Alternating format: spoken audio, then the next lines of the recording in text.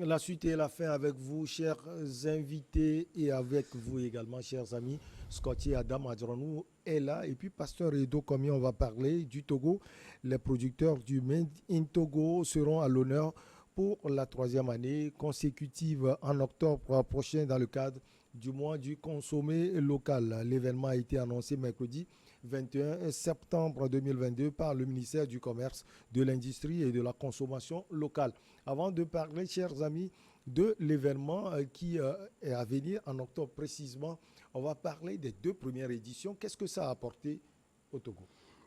C'est vrai que cette politique ambitieuse portée par l'UMOA, il faut aussi le rappeler parce que c'est l'UMOA qui est l'initiateur de cette politique ambitieuse, comme je le disais, est partie d'un constat, naturellement du fait que d'abord nous sommes dans un espace assez très compétitif en ce qui concerne les produits, aussi bien ceux que nous consommons que ceux qui nous sont donc parvenus de l'extérieur.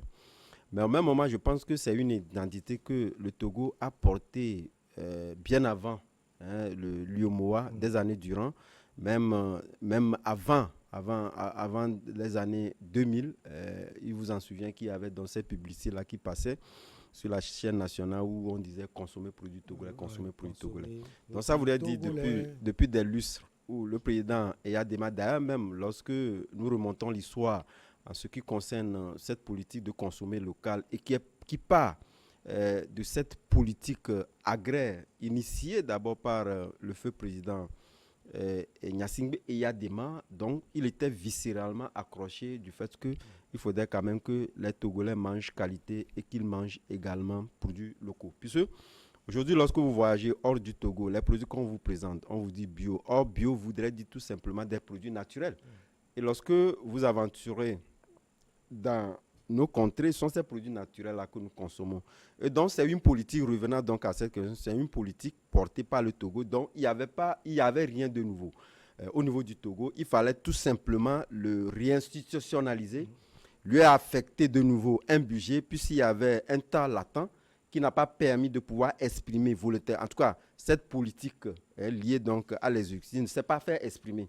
Donc, il a fallu que l'UMOA puisse donc le ressusciter pour permettre au ministère du Commerce, qui est porteur de ce projet-là, de pouvoir mieux le structurer. Il y a même une direction qui est affectée essentiellement pour ça.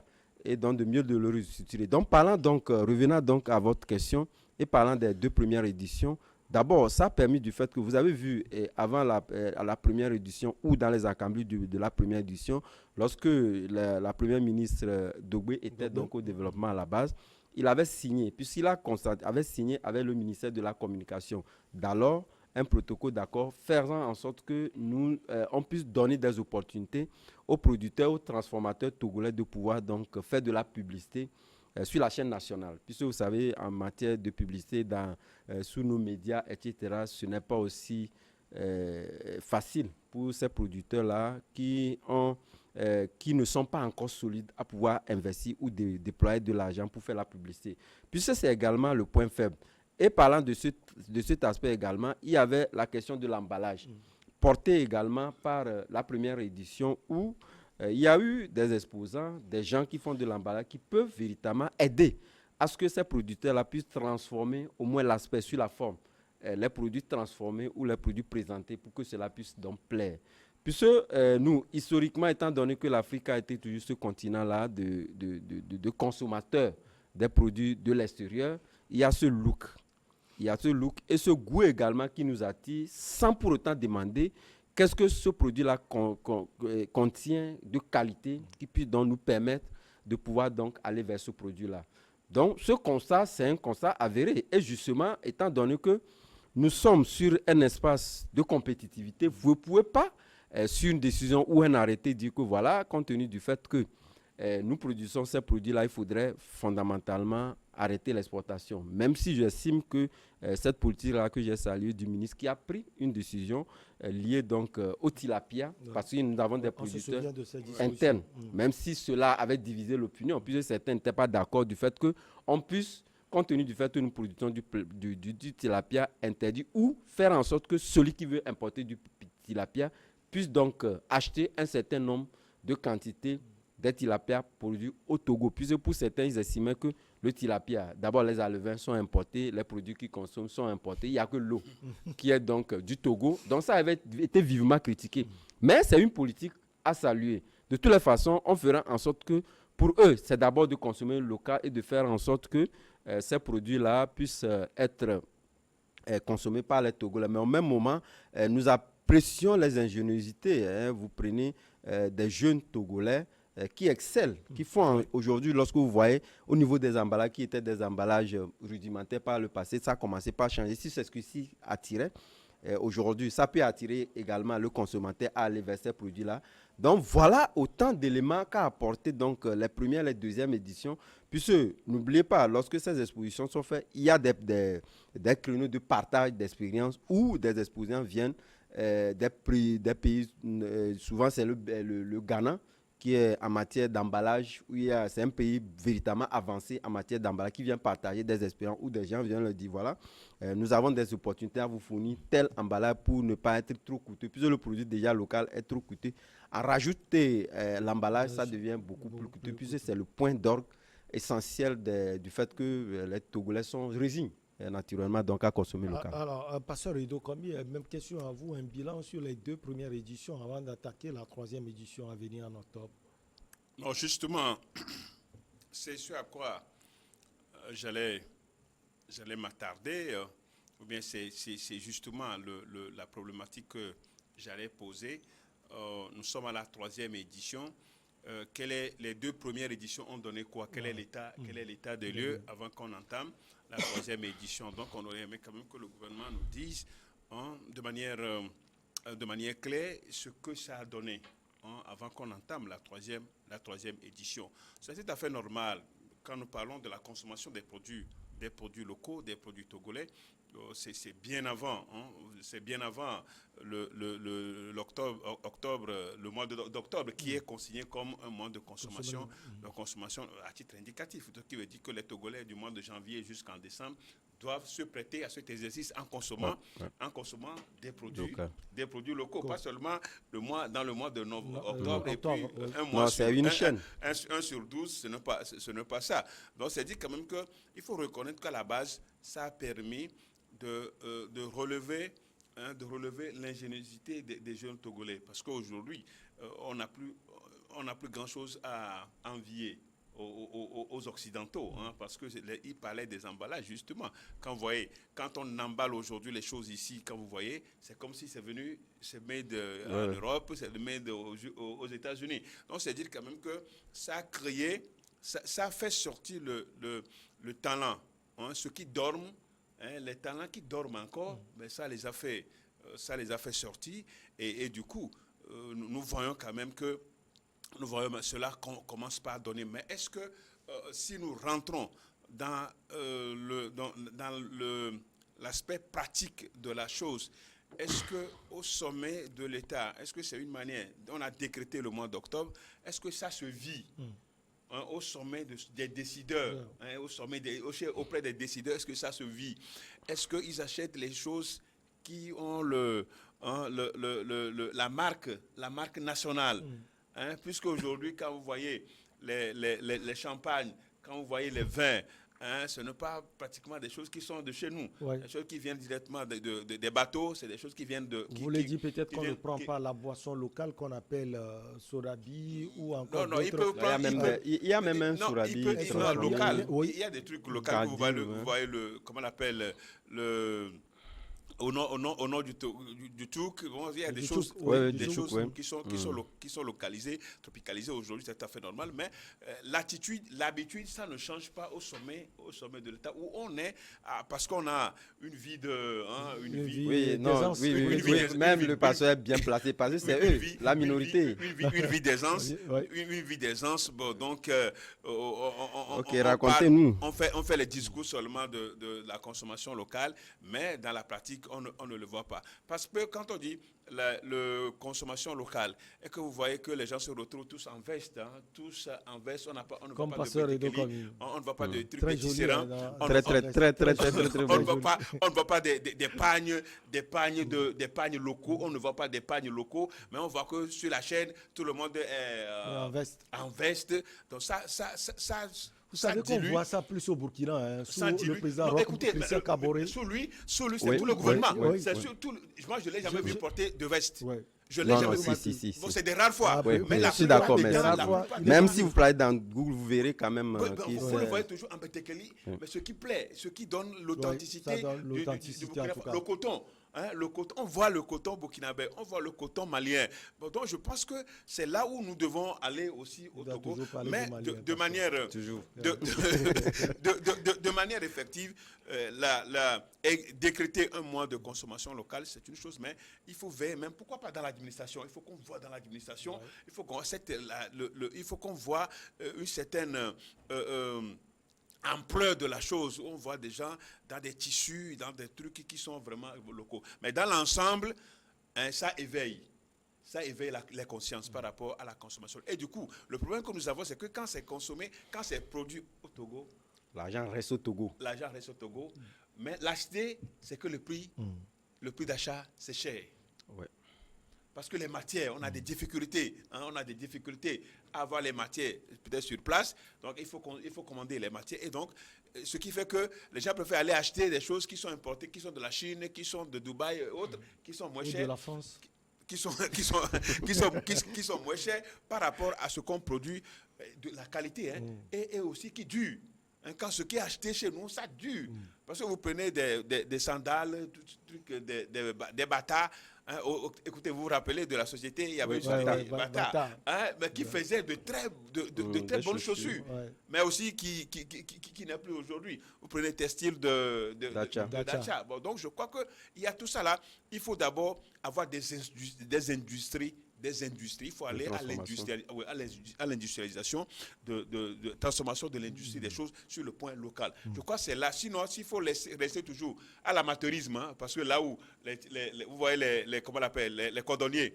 Les cordonniers vont faire de manière ça ne va pas donner. On ne va pas voir ça, on ne le verra pas en masse pour pouvoir acheter. Des fois même sur le marché, ce n'est pas aussi ça. On cherche, on n'en trouve pas parce que les moyens sont très limités pour produire. Bon, donc dans l'ensemble, si on a à noter quand même pour cette affaire de consommation locale, les esprits sont quand même en train de s'éveiller et à la longue ça va donner, mais il faut mettre encore de l'emphase, il faut mettre de l'accent sur la chose et qu'au sommet de l'État, qu'on voit quand même, on voit se manifester, se matérialiser cette consommation locale, ce qui va du coup se rabattre sur la population à la base.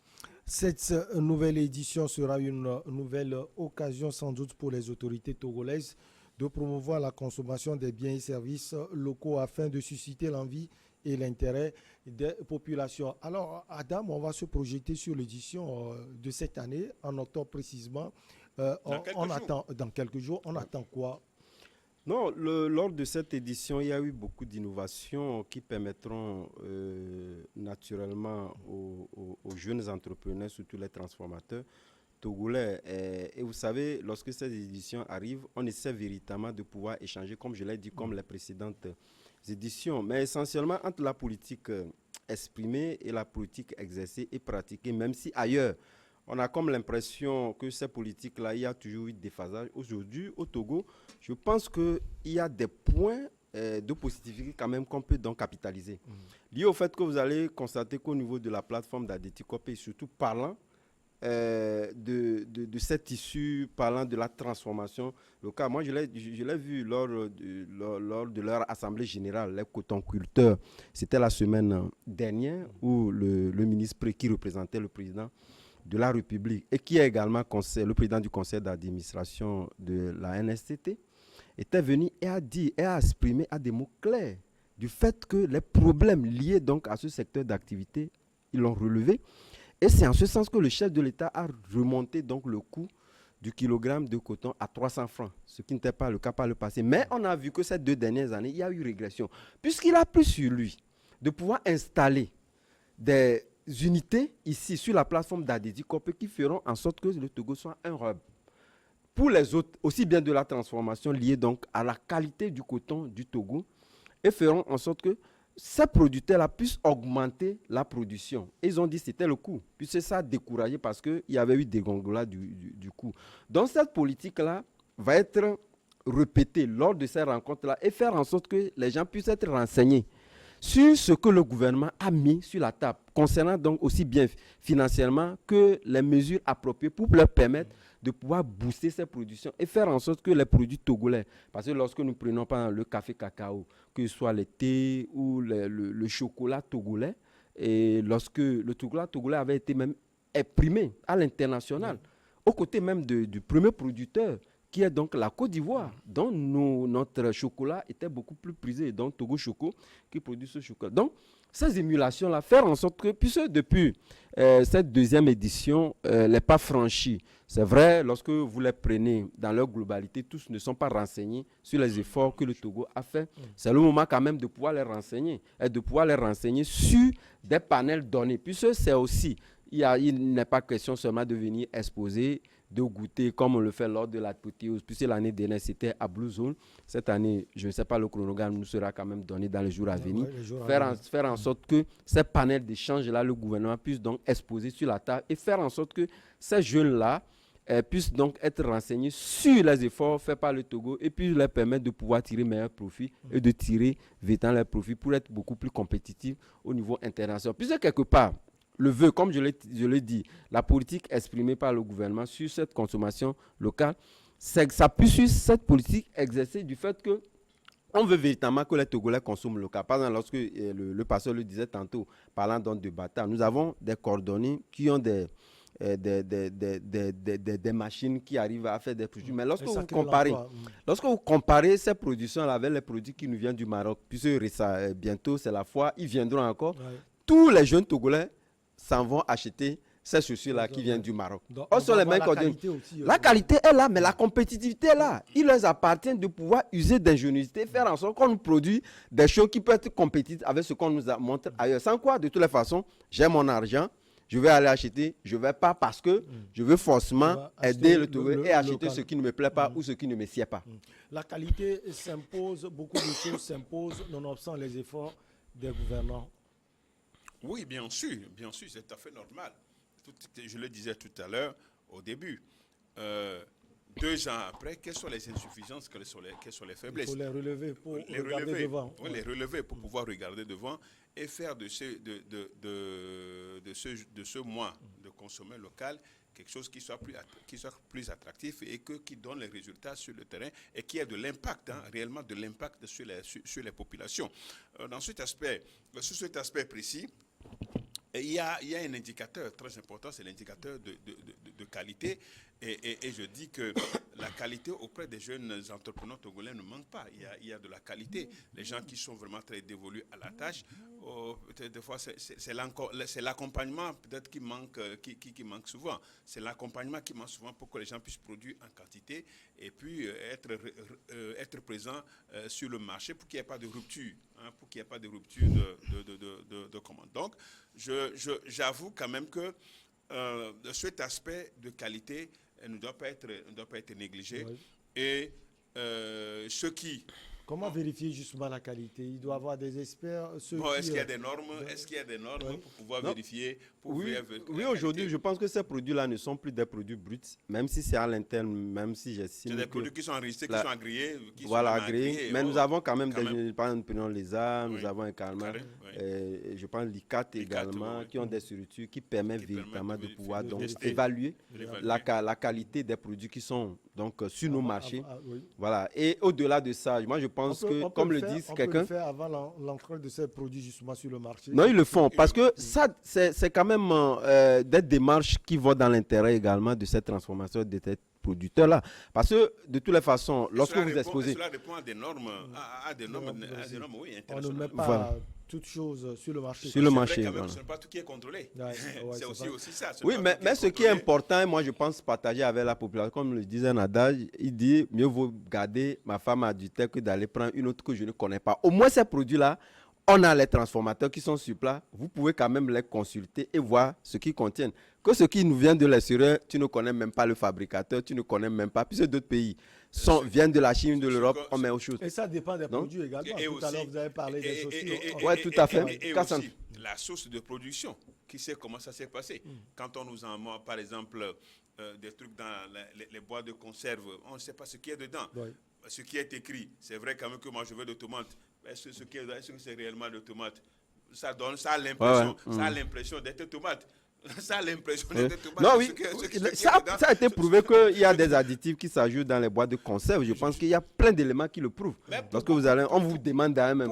Pour beaucoup des boissons, que ce soit des boissons gazeuses, ces boissons gazeuses, dites énergiques. Bon, tout ça là, quand vous prenez tout ça, on se rend compte finalement que peut-être c'est des liquides qu'on a mêlés avec d'autres constituants pour pouvoir nous donner des boissons. Mais c'est ça que nous préférons. Et c'est ça que nous préférons, alors qu'on peut aller ici juste à côté, prendre des trucs qui sont faits sur champ et même des fois même on le fait, vous le voyez en même temps comment ça se fait. La constitution, comment ça se prépare en même temps. Toi-même tu vois ça, tu sais que c'est constitué de ceci et de cela et tu prends.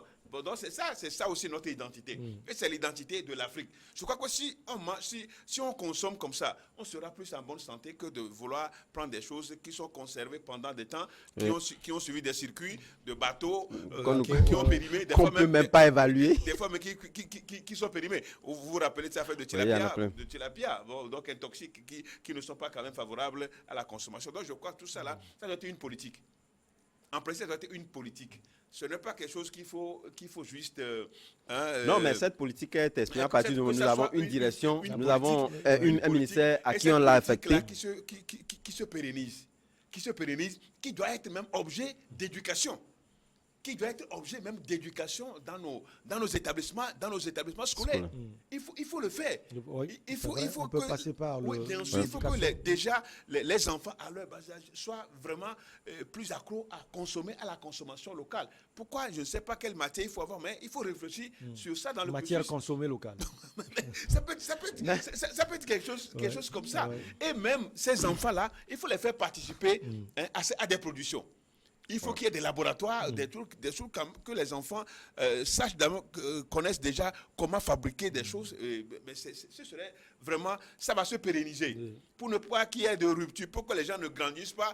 Nous, à notre âge, quand vous grandissez, on dit consommation locale, alors que derrière vous avez déjà consommé ce qui vient de nous. Donc, il faut que déjà à l'associer à la base. Que cela ne soit pas un slogan. Déjà à la base, dans déjà 2 ans, 3 ans, déjà 4 ans, déjà, les enfants prennent conscience de ça et qu'en grandissant, je crois que ça va faire... Ça va rentrer dans les affaires. Oui, ce qui est important que j'aimerais féliciter au passage, c'est lorsque vous savez quand même avec cette guerre de l'Ukraine, de la Russie, où le blé avait causé problème, vous allez constater... Ça nous a fait voir beaucoup de choses. Voilà, où le Togo a mis en place une politique en faisant en sorte de former 500 personnes qui iront former pratiquement tous les boulangers de par le Togo et faire en sorte qu'on puisse ajouter ou clairement à côté du blé, qu'on puisse faire des additifs avec les farines, du blé, etc. Et ça a pris. Aujourd'hui, lorsque vous goûtez de ces pains-là, il est très difficile de pouvoir faire le distinguo entre ce pain fabriqué à base des farines, de blé de manioc, etc. Mais je pense que c'est une politique qui doit aussi se concrétiser dans d'autres domaines et faire en sorte qu'on ne soit pas éternellement dépendant. Lorsqu'on dit, voilà, il y a la guerre, qu'on ne puisse plus manger du pain. Aujourd'hui, au moins, au Togo, avec cette politique-là, même s'il y a rupture de banque concernant donc l'approvisionnement du blé, le Togolais continuera pas manger du pain, même si ce pain-là n'est pas dans nos habitudes de consommateurs à grande échelle comme ailleurs. Mais au même moment, j'aimerais quand même rassurer tous ceux qui nous suivent que nous ne sommes pas quand même des xénophobes.